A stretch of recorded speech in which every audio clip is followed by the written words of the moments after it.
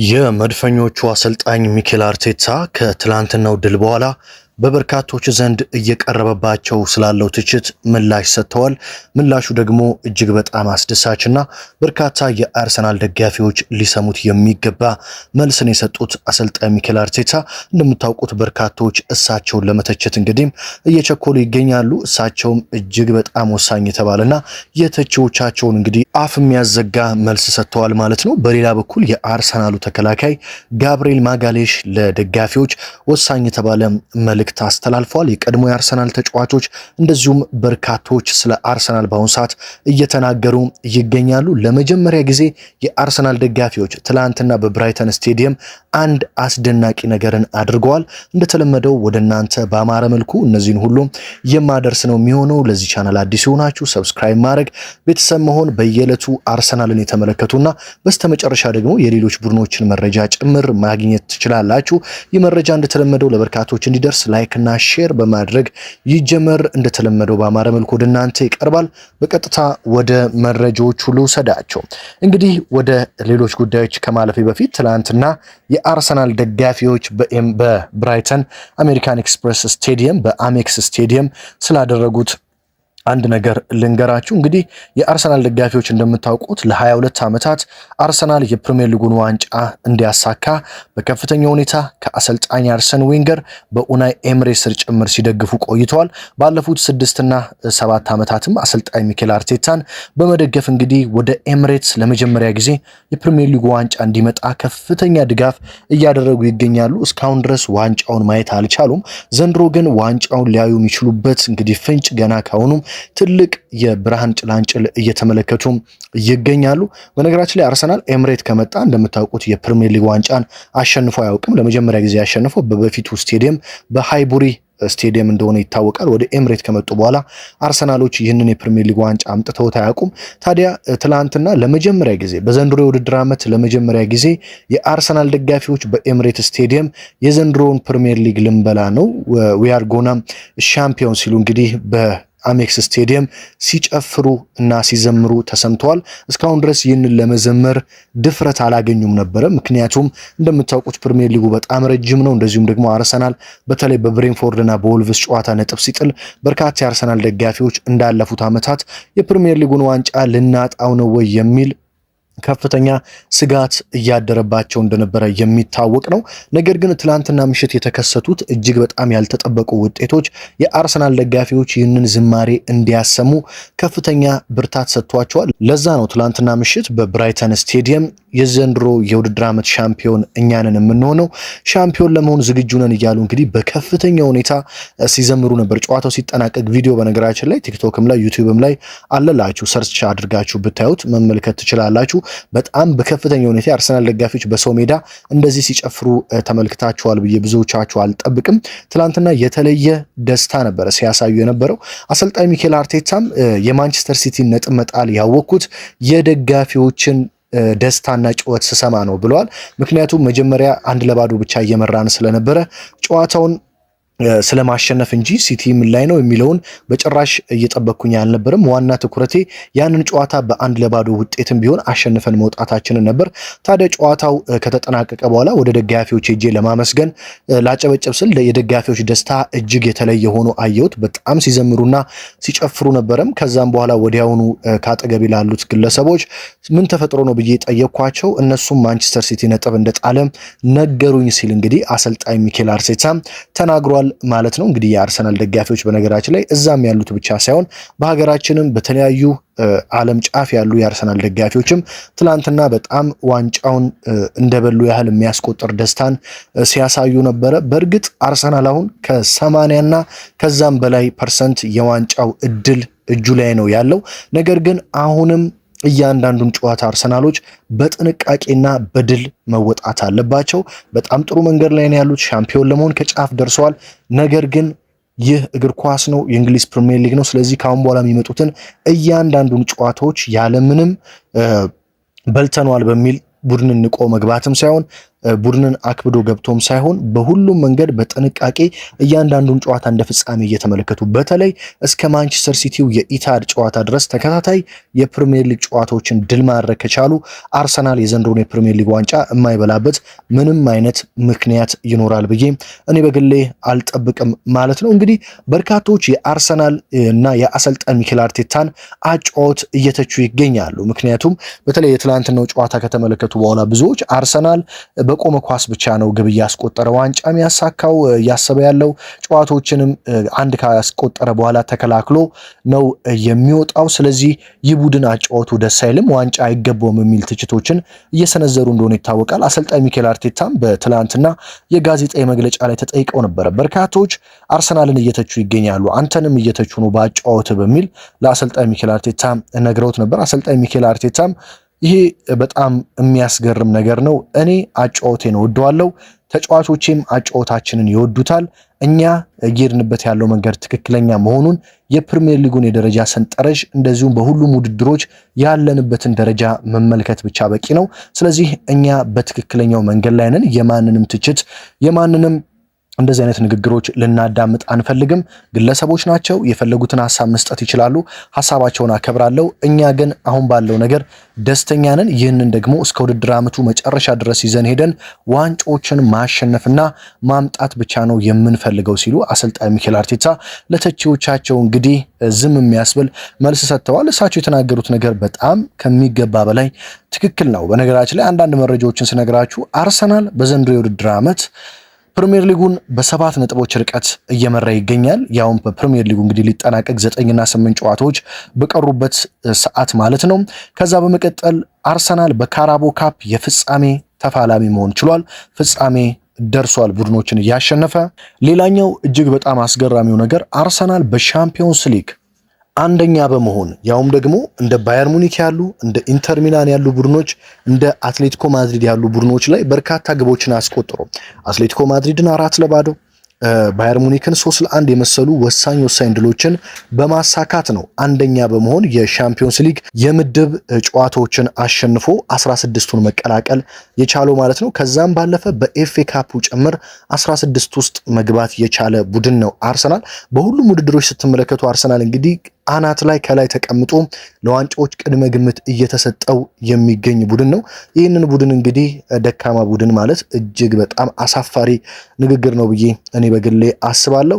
በጣም ሌላኛው አስገራሚ ነገር አርሰናል በዘንድሮ የውድድር ዓመት ወደ 45 የሚጠጉ በሁሉም ውድድሮች ማለትም በፕሪሚየር ሊግ፣ በኤፍኤ ካፕ፣ በካራቦ ካፕ፣ በሻምፒዮንስ ሊግ ወደ 45 የሚጠጉ ጨዋታዎችን አድርጓል። እነዚህ 45 ጨዋታዎች መካከል አርሰናል የተሸነፈው በ3ቱ ጨዋታዎች ብቻ ነው።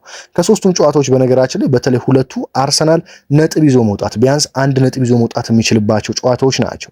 ለምሳሌ የሊቨርፑልን ጨዋታ ብትመለከቱ አርሰናል በአንፊልድ እጅግ በጣም የበላይ የነበረበት ነገር ግን በዶሚኒክ ሶቦዝ ላይ የቆመ ኳስ የቅጣት ምት ግብ 1-0 የተሸነፈበት ነው።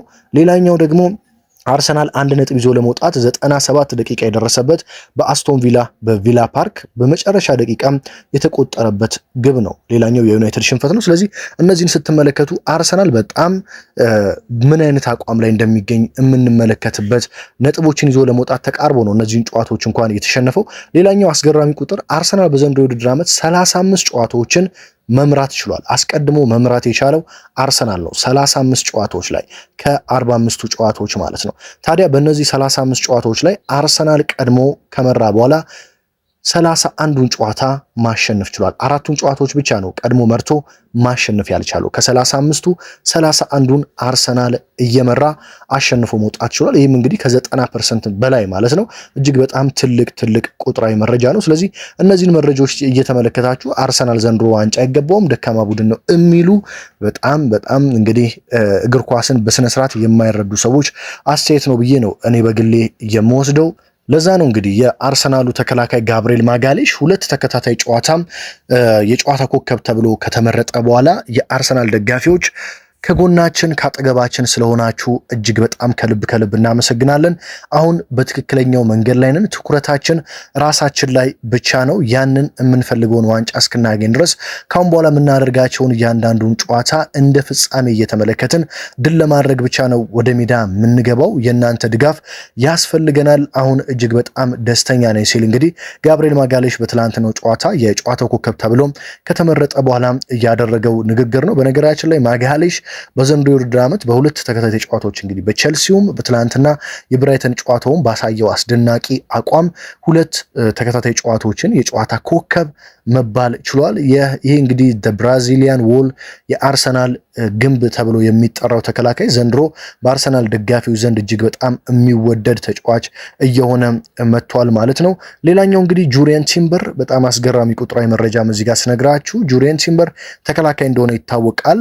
ከቅርብ ጊዜም ወዲህ በአቋም መውረድ ምክንያት የተወሰኑ ትችቶች ሲቀርቡበት ነበረ። ነገር ግን ጁሪየን ቲምበር በዘንድሮ የውድድር ዓመት በዚህ ሲዝን ከየትኛውም የፕሪሚየር ሊግ ተከላካይ በላይ 8 የግብ አስተዋጽኦችን ጎልና አሲስት ማለት ነው 8 የግብ አስተዋጽኦችን በማድረግ ከሁሉም በላይ አንደኛ ደረጃ ላይ የተቀመጠ ተጫዋች ነው ከየትኛውም የፕሪሚየር ሊጉ ተከላካዮች ማለት ነው።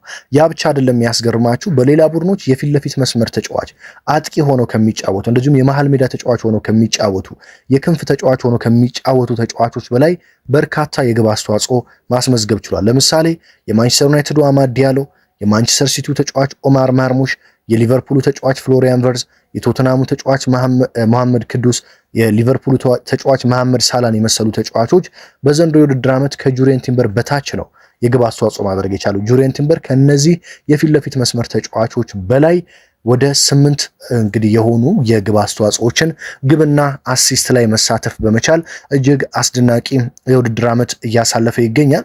በነገራችን ላይ ለዚህ ነው የቀድሞ የአርሰናል ተጫዋች ኢማኑኤል ፔቲት የአርሰናልን ውድቀት የሚመኙ በርካታ ሰዎች እንዳሉ በዘንድሮ የውድድር ዓመት ተረድቻለሁ ሲል የተናገረው። ይህ ቀድሞ የአርሰናል ተጫዋች ኢማኑኤል ፔቲት እንግዲህ በተለይ አርሰናል ዘንድሮ ዋንጫውን ሊበላ ወደፊት ሲመጣና ፕሪሚየር ሊጉን በአንደኝነት ሲመራ አሁን ደግሞ ዋንጫውን እንደሚበላ በርካታ ግምቶችና በርካታ ሁነቶች እየታዩ ሲመጡ የአርሰናልን ውድቀት የሚመኙ በጣም ብዙ ሰዎች እንዳሉ ተመልክቻለሁ። ለአርሰናል ብዙዎች ጥላቻ አለባቸው። ነገር ግን ያም ሆነ ይህ ዘንድሮ የፕሪሚየር ሊጉን ዋንጫ ብቻ ሳይሆን በርካታ ዋንጫዎችን አርሰናል የቀድሞ ቡድኔ ያሳካል ሲል እንግዲህ ኢማኑኤል ፔቲት ተናግሯል ማለት ነው። ይህ ነገር እንግዲህ የማንቸስተር ሲቲ የቀድሞ ተጫዋች ሪቻርድም የሚጋራው ነገር ነው።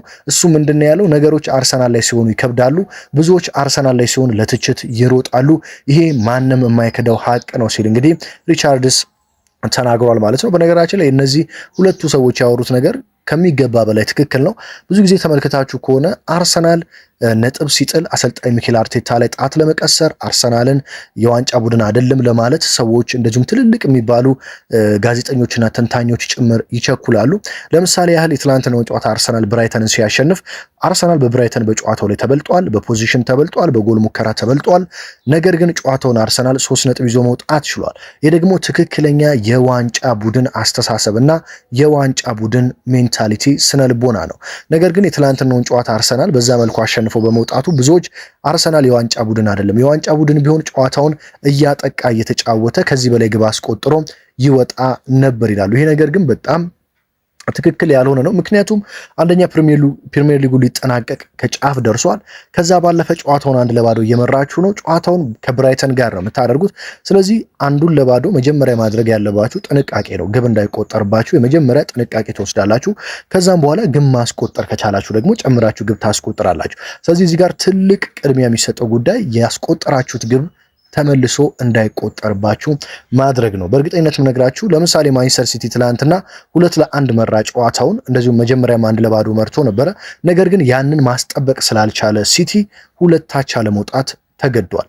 አርሰናል እንደ ሲቲ ነጥቡን ባያስጠብቅ ኖሮ እሱም አንዳቸው ወጥቶ ነጥቦችን ይጥል ነበር። ነገር ግን ያንን የ1-0 ውጤት በጥንቃቄ ማስጠበቅ ስለቻሉ አርሰናሎች ነጥቦችን ይዘው መውጣት ችሏል። በተለይ አሰልጣኝ ሚኬል አርቴታ በትላንትናው ጨዋታ የጨዋታው ሙሉ 3 ነጥብ መገኘት እሳቸው ሊመሰገኑ ይገባል። ክርስቲያን ሞስኬራን በካላፊዮሪ እንደዚሁም ክርስቲያን ኖርጋርድን በዙቤሜንዲ ቀይረው ያስገቡበት መንገድ አርሰናል ከጨዋታው ሙሉ 3 ነጥብ ይዞ እንዲወጣ ረድቷል።